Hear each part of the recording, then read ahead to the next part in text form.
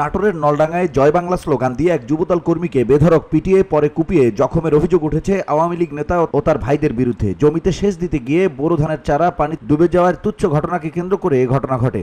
বৃহস্পতিবার বিকেলে উপজেলার পূর্ব সোনাপাতি গ্রামে এই ঘটনা ঘটে। এই ঘটনার প্রতিবাদে অভিযুক্ত আওয়ামী লীগ নেতা ও তার ভাইদের গ্রেপ্তারের দাবিতে বিক্ষোভ সমাবেশ করেছে স্থানীয় বিএনপি ও যুবদল। এর আগে বুধবার সন্ধ্যা 7টার দিকে উপজেলার পূর্ব সোনাপাতি গ্রামের জামতলী খালের ব্রিজের কাছে এই সংঘর্ষের ঘটনা ঘটে।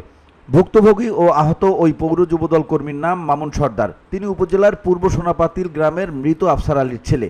অভিযুক্ত আওয়ামী লীগ নেতা আব্দুল মজিদ ভুট্টু তিনি উপজেলার পূর্ব সোনাপাতি গ্রামের মৃত করিম শিকদারের ছেলে। তিনি নলডাঙ্গা পৌরসভার ৫ নং ওয়ার্ড আওয়ামী লীগের সাবেক সাধারণ সম্পাদক। যুবদল কর্মী মামুনের ভাই আফতাব বাবু, ফিরোজ মাহমুদ রবিন, নলডাঙ্গা থানা পুলিশ ও এলাকাবাসী সূত্রে জানা যায়, বুধবার বিকেলে নলডাঙ্গা পৌর আওয়ামী লীগ নেতা আব্দুল মজিদ ভুট্টু জমিতে সেচ দেন।